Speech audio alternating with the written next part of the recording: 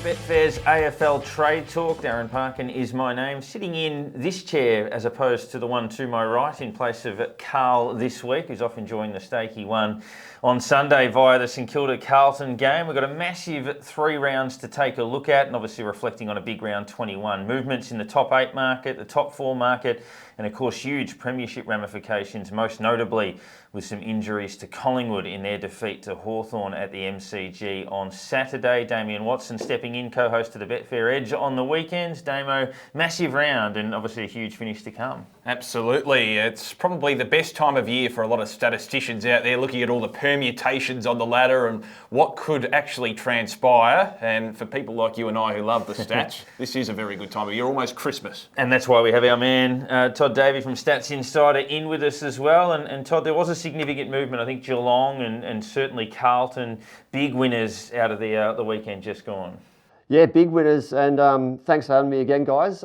As you can see behind me, we spoke about the last 3 weeks, and there's plenty of permutations to go through. But yeah, a couple of the big winners, as you touched on, Carlton, huge. They're up around 90% now to make the finals after being well below 50% about 2 months ago. So huge turnaround for them, but you know, plenty more to get through as we go through the weekend winners and losers. Absolutely. We'll look at Carlton, probably only need to win one of their last 3 to secure a spot in the 8. We'll touch on 3 key games out of the weekend. We'll go in chronological order. Hawthorn and Collingwood was the first of those on Saturday afternoon. Hawthorn magnificent, so obviously starting off with that, but Collingwood conceding 100 points for the first time since round 4, and alarmingly, like what happened against Carlton the week before, Damo, they were smashed in the contest, just murdered around the ball by Hawthorn. Well, it's interesting, given the Pies did make a little bit of a move in the second term, the thought was, given the self-belief that they've exuded over the journey, that they would just come back and win. But that wasn't the case. Obviously, the Hawks stood firm. They've been, on the odd occasion, giant killers this season, haven't they, the Hawks, with their just enthusiasm around the contest, and that was obviously evident on Saturday in front of a big crowd. It's interesting, you look at the parallels between the Collingwood of this year and Collingwood of 1990, though, Dash. The Pies, you might remember back in 1990, lost to the Hawks in probably far more comprehensive fashion out at Waverley, and then obviously that was probably a catalyst for them.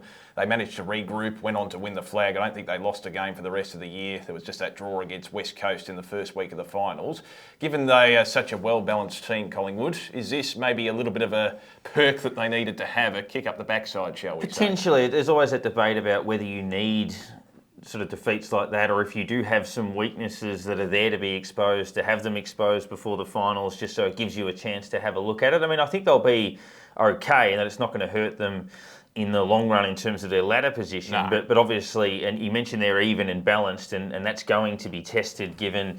So Nick Daicos, I mean, there's a lot, we'll talk about that a bit later on with the Brownlow market as well, but him going out certainly for the remainder of the home and away season, and probably a decent chunk, potentially all of the finals, if it doesn't heal within the 6 weeks that they're hoping. Obviously Murphy with an ankle out for a few weeks as well. And Todd, I imagine Collingwood, who had been premiership favourites reasonably firmly for a while, that Daicos injury and the 2 losses in a row has hurt them a bit.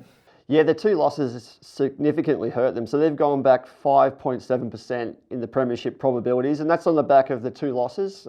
Pretty significant one to Hawthorn, considering they went in there with a very high probability of winning. And then the Daicos injury, as you mentioned, might not make it back for the entirety of 2023. So that's a big blow for the Pies, who you might touch on it later, but he was the Brownlow favourite with you guys, and he's drifted out on the back of that injury.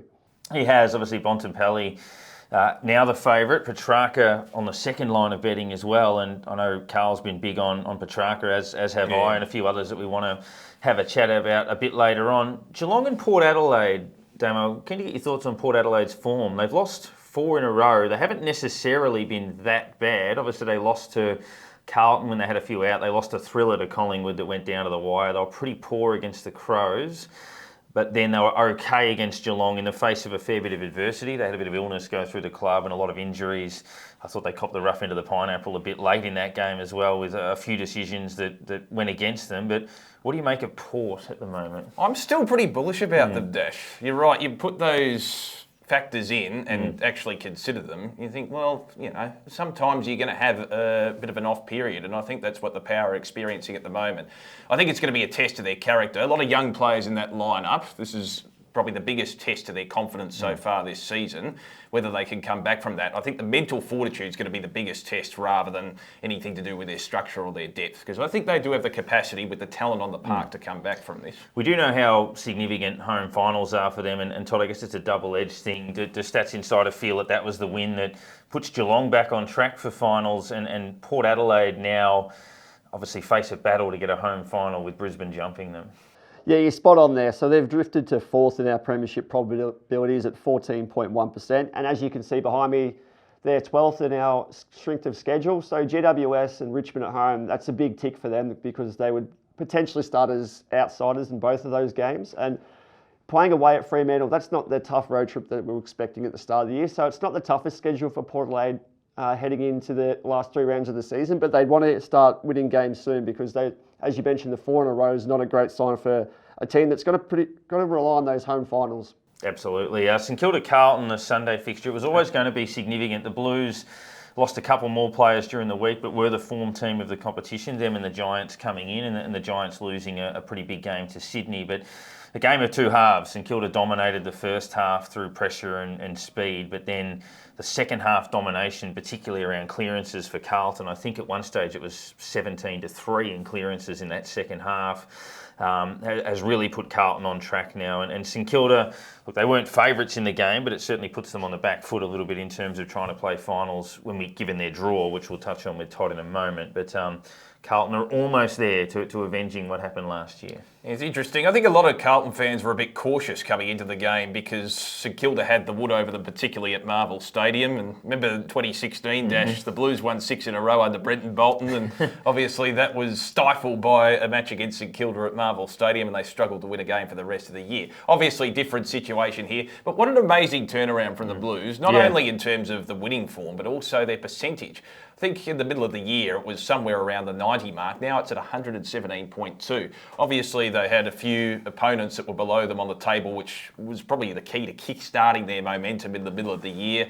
And I'm just amazed at the turnaround, and good to see some of the second-tier players lifting as well. And players like Motlop, for instance, who struggled when they made that transition from the VFL level to the AFL level, all of a sudden making an impact in the last few weeks in particular. Yeah, they've got the 5th best percentage in the comp, which is often the gauge of your balance of attack and defence. Only Collingwood, Melbourne, Brisbane and Geelong have higher percentages than them. Adelaide are around about the same mark. And yeah, obviously they thumped Hawthorn, thumped Gold Coast, thumped Fremantle on the road, thumped Port as well at home.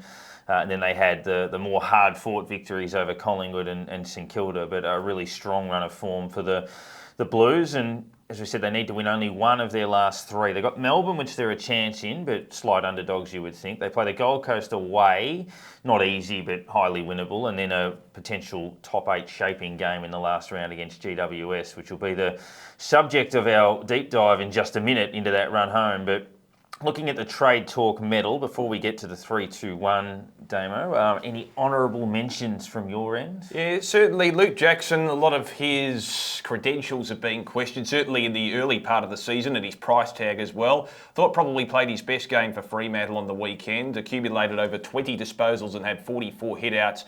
He was certainly a key figure against a pretty seasoned Lions lineup as well, and I think it was great for him, confidence-wise, to display a match of that manner, and I think that'll go a long way to helping him. He's still a young fella at the end of the day, Dash. You've got to take that into consideration when scrutinising these players, which sometimes we can be pretty harsh on them in the media, I would imagine. Probably another one to look at is Zach Butters. His form was questioned over the last few weeks, as a lot of his teammates, it's fair to say, because they have dropped off the perch a little bit, Port Adelaide. But, I mean, when you're as consistent as he's been over the last, 3 months, you're going to have a few off days, and I thought he responded in kind against the Cats on the weekend, accumulated, I think, about 30 disposals in the end. He was a leading possession winner on the ground in a game that wasn't actually conducive to 1 or 2 players dominating possession-wise. It was quite a hard-fought game where the pendulum swung, and I think he adapted to that very, very well and was very good with his transition from one side of the ground to the other, covered a lot of territory.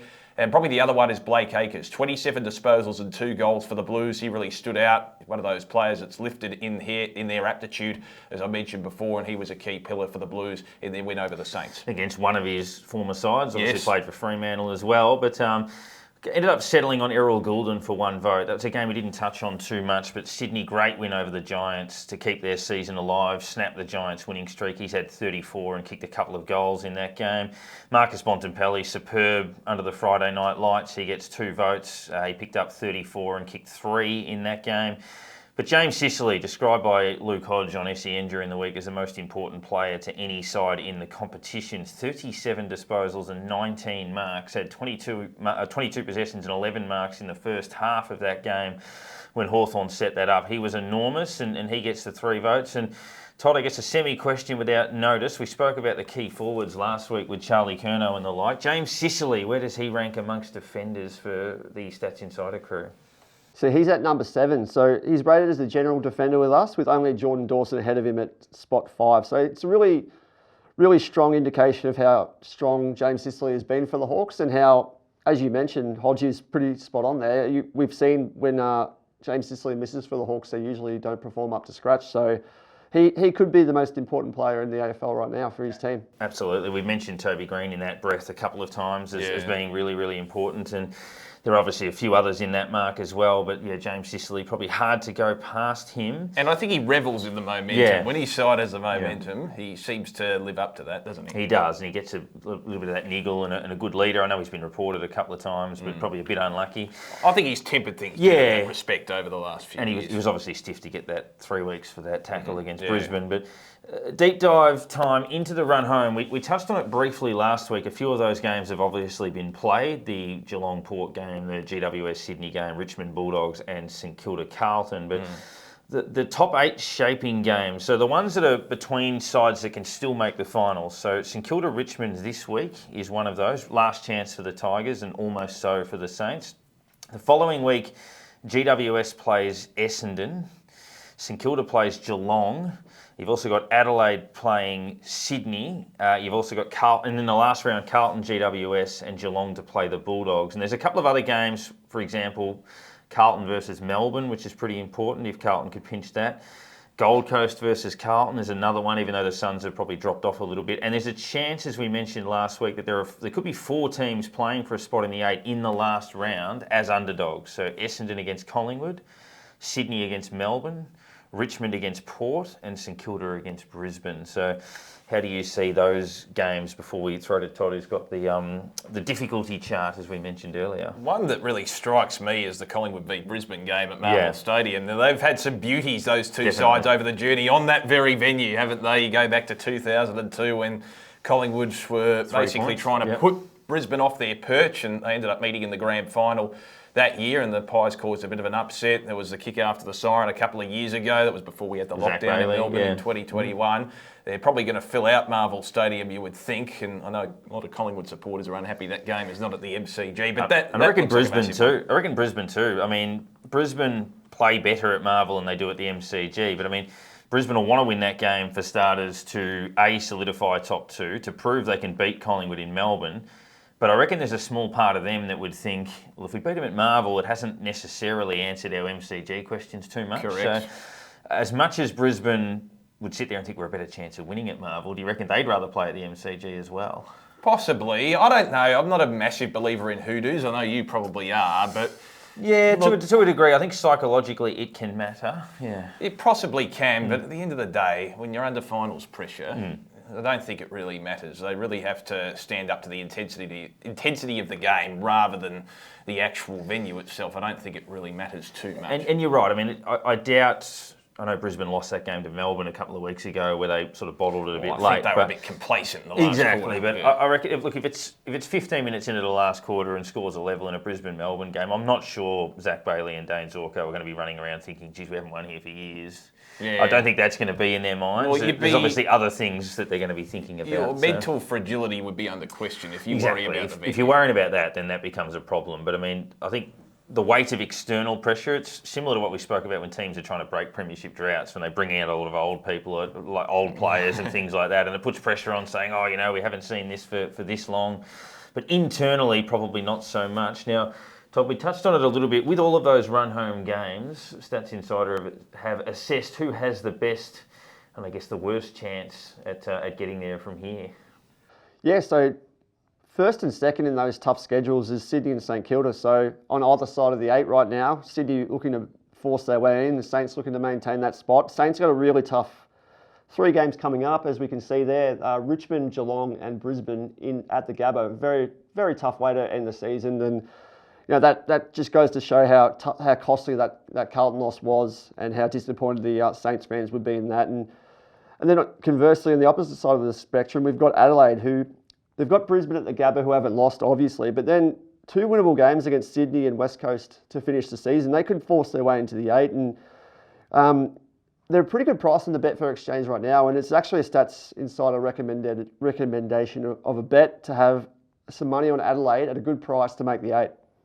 Yeah, I think so. I think they shortened a bit this week on the back of their win over the Gold Coast, and that win against Port really flipped things for them, because their percentage being 117.8, Damo, that gives them the edge. If they finish level on wins with, say, St Kilda, Essendon and the Bulldogs, they're going to get in on percentage. That's right, and only 2% behind Geelong, who are a couple of spots ahead of them, and we know about the potency of Geelong's scoring power as well, with those forwards in the forward 50 basically presenting. So the fact they've been able to keep up and match that is testament to their scoring ability when required. So I'd still give the Crows a chance based off that draw. And the potential changer in that is obviously the Bulldogs play Hawthorn. If the game was at Marvel or even at the MCG, you sense that they'd be a little bit shorter. I mean, they may well still win the game, but I think the fact that that game's in Tasmania just creates an element of danger in that match. But we'll see what does come of it for them.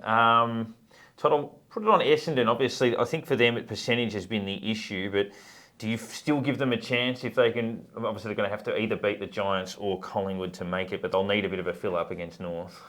Well, based on the weekend's game against West Coast, the North Melbourne game is no certainty right now.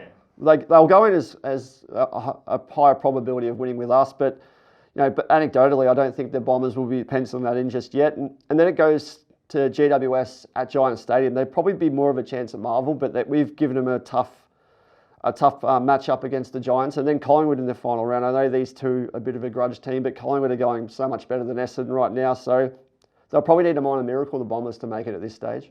Yeah, the percentage lost in those Geelong games, particularly telling. So we'll just have a look at those predictors now, because obviously a fair bit has happened in that space. The Brownlow predictor, first of all. So Nick Dacos was $1.80 last week. He's not going to play again in the home and away season, we know that. Out to $5.60. Obviously no predicted votes on the weekend as he got injured. Petrarca again, so he gets a predicted vote, got some coaches' votes. Last week, he got coaches' votes, but not predicted. He closes to within 4 votes of Dacos. He is a $3.45 second favourite. Marcus Bontempelli, clear-cut 3-vote game on Friday night. He's now the Brownlow favourite on the predictor at $2.36, so he has shortened quite a bit. And the one that always fascinates me, Damien, I talk about it every week, Lachie Neale again predicted to get a vote, but sits around the $30 mark. He's only about 6 votes off the lead in the predictor at 30-1 as a former winner of the Brownlow medal. So again, I'm not saying Lachie should be favourites, but one thing I'll definitely say is he shouldn't be $30. No, that's fair, and probably significant overs. And they've got the Crows, obviously, St Kilda and Collingwood in that run home the Lions. So he is a player that stands up to the pressure. We've seen that in recent seasons as well. Particularly, I wonder how he'll go against the Pies. He'll get a tag this week, won't he, too? Yeah. Keys will probably go with him, yeah. That's right. But do you think against Collingwood, is it more of a one-on-one based game rather than him getting tagged out of it? Particularly now that Collingwood's midfield depth, I don't think it'll be overly tested. They've got so much depth in that midfield, but with Dacos out over the coming weeks, whether that changes the complexion of the matchups in the middle of the ground in that game. Potentially, and when they play St Kilda, he has been tagged by Windhager in the past. I know he did beat up on St Kilda about 6 or 7 weeks ago, but yeah, he might get some attention in a couple of those games. But who would you have more likely, Bontempelli or Petrarca? Well, it's interesting. I reckon in recent weeks, Bontempelli has shown probably the better form, hasn't he? His confidence is absolutely sky high. The Bulldogs obviously played very well against the Tigers. You have a look at that run home for them as well, and they've got the Hawks, the Eagles and the Cats. So it is a chance for Bont to really solidify his chances for a Brownlow. The key for me, Dash, is where he plays on the ground. So he was tagged a little bit against the Giants, going back to that game at Mars Stadium in Ballarat, and the query was from a lot of Bulldog supporters, why wasn't he moved up forward when he was getting tagged out of the game? Because he had a big start in that game. He did, First quarter, huge. he was absolutely starring, tagged out of it. Does Beveridge then put him up forward to reinvigorate his confidence? We saw that against the Tigers. Not that he needed reinvigoration, but he was moved up forward for a quarter and absolutely took the game by the scruff of the neck. So it'll be interesting to see where he's positioned on the ground in the coming few weeks. And Todd, do you have any thoughts on either the Brownlow predictor or the ladder predictor, which has obviously seen Melbourne creep closer to obviously being back into favouritism? Well, the two guys you mentioned there, Christian Petrarca and 𝗪𝗺𝗶𝗹𝗄, are rated 1 and 2 with us, so we're finding it pretty hard to split right up the middle. And Melbourne, you mentioned, they've rocketed up our rankings since their reversal of form, and Christian Petrarca has played a big part in that. They're now our third most probable team to win the premiership at 21.1%. Obviously won it 3 years ago. They got their premiership winning credentials out of our top 4 teams of Brisbane, Collingwood themselves, and Port Adelaide. So maybe that premiership experience is going to help Melbourne as the finals progress. Yeah, they've been highly regarded for a lot of the year in that Melbourne. Then obviously they went cold when they hit the skids a few weeks ago, but right back in form now. One element, Dash, to remember too with the Brownlow is perception. So because they have so much depth in that midfield, the Demons, if Viney has a good game, he can take votes off Petrarca. Whereas Bontempelli, do you think he has that tendency to just stand out in that Bulldogs lineup, particularly if they get a run on? He does, yeah. Like Petrarca's like a bull in a midfield, but there's a lot of those types of bulls. Bontempelli is clearly like a bit of a beacon in that. I mean, they've got very good players like McRae and Smith and those sorts of guys through there. He stands out. He does. As a big, powerful midfielder who can go forward, kicks a lot of goals on the run. He just feels like he should be a Brownlow medalist before he retires. It's just got that sort of ring to it. Then again, Petrarca, for that matter, probably similar. The other predictor, Todd, that we wanted to touch on is the, you mentioned a little bit grand final probability. So you guys were quite bullish on Brisbane. I imagine that remains the case now. Yeah, as we've mentioned previously, Brisbane, if they finish in top 2, which is quite likely given their run home, they will get 2 home finals at the Gabba where they're undefeated. So that's a huge leg up on the competition. And as you can see here, they're at 48.1% to make it. So they're almost 50% to make the grand final at this stage. Collingwood at 41%.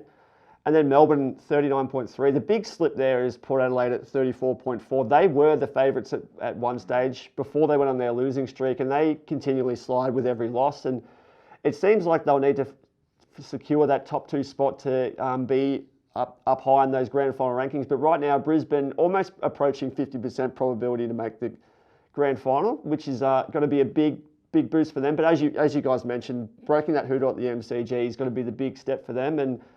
But the path through to the grand final looks pretty set for Brisbane right now. It does indeed, and obviously the one chance, if they get there on grand final day, might be all they need. In terms of buy, hold and sell, so I still think there's value in 𝗏𝗏𝗧 Neale for the buy for me. So I'm just putting that little nibble on him in that Brownlow market. Obviously there's still value in Petrarca, I think, at second favourite. But I wanted to have a look at the least season wins market. So West Coast and North are level on wins. West Coast are $1.22, North of $4.30 in that head-to-head market as it stands at the moment. So it just depends who you think, obviously they're level, but who you think is more likely to win a game in the run home. So North Melbourne play Essendon, a bit of a grudge match, particularly for North. It's probably more of a grudge match for them. Not a marshmallow game, Dash? No, exactly.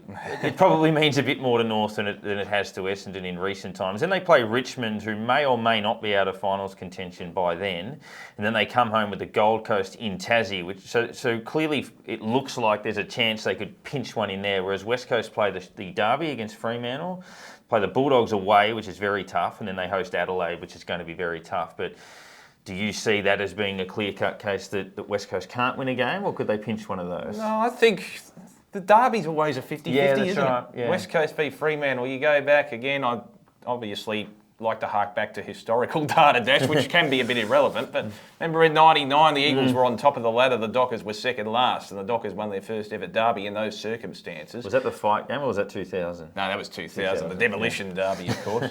But yeah, I think they're genuine 50-50 games. It's not like the Dockers are playing all that well either. I know they obviously reinvigorated themselves a little bit against Brisbane, but they don't have much to play for incentive-wise. I think it's a genuine, maybe not a genuine 50-50 game, but at least 60-40. Yeah, I think that's probably about right. Do you have a buy?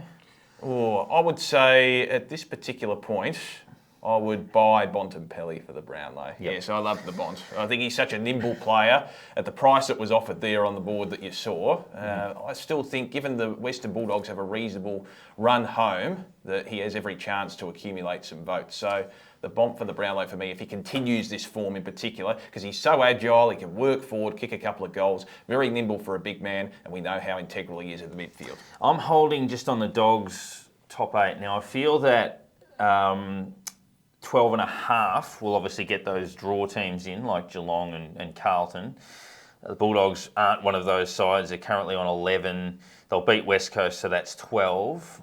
Then they've got the Geelong game away and the Hawthorn game away. So they're a decent chance in either of those games. They could win both, but I think Hawthorn being a slight danger game, I think it puts them a little bit under the odds. Like I like, for example, Adelaide, maybe even the Giants, looking at their draw as being about on a parallel with the Dogs. So I'm just cautious on them to see what happens this week. It's salient you mentioned that. I'm on a hold for the Giants. Okay. It'll be interesting to see how they go against Port Adelaide. You mentioned some of those key matchups in the last few weeks of the season, Dash. I can't think of a time in history where a game between Port Adelaide v GWS has had such significance. I mean, it will be interesting to see how they go.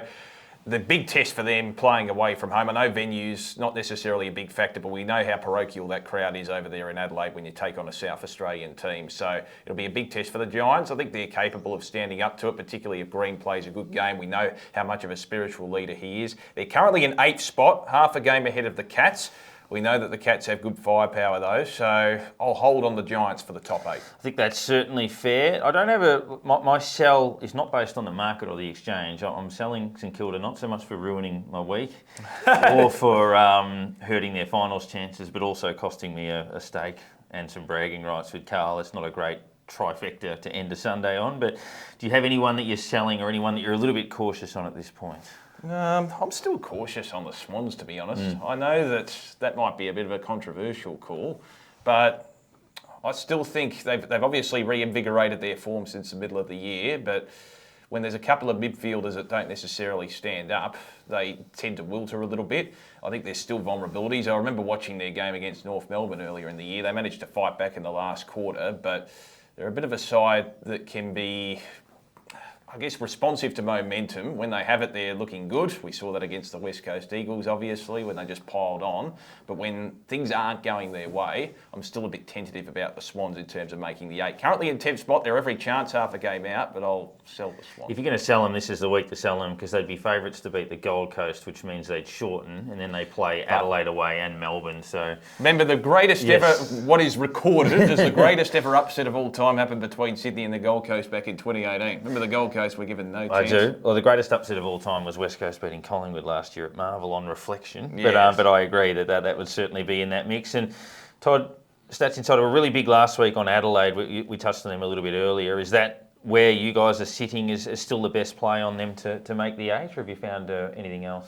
Yeah, given the odds, and we expect this price to shorten significantly based on what we're saying about Adelaide right now and just the momentum that they currently got. But I think it's spot on about Sydney. So that 45.3% probability. So we're still not putting them as more likely to make it. So we're being pretty cautious on them too. And we're being very confident in Geelong at 62.8% to make it. And that's reflective of just the hardened bodies of Geelong, reigning premiers and the run home. And the Giants, they were big losers in our eyes. They were at 61% to make the finals prior to their loss to Sydney. And you can see here, they've dropped to 35.1%. So GWS were the big losers.